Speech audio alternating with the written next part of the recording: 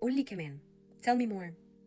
أحسن رد ممكن تقوله أو تقوليه لطفلك، لأن هو بيسمح لطفلك إنه هو يقولك أكتر عن هو حاسس بإيه.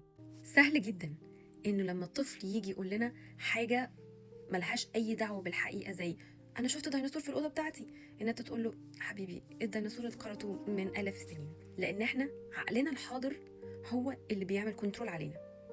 هما عندهم خيال واسع جدا. الطفل لحد 7 سنين فعلا ما عندوش القدرة إن هو يفرق ما بين الواقع وخياله، وعشان كده في أطفال كتير ممكن تقوم من النوم بتصرخ لأن هي تخيلت الحلم اللي هي حلمته حقيقة.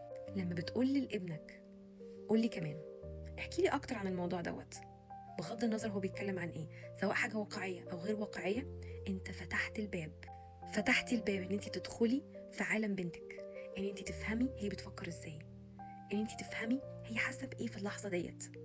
ومفيش حاجة أحسن في الدنيا من إن إحنا ندخل في العالم بتاعهم ونقول لهم أنا معاك، أنت مش لوحدك.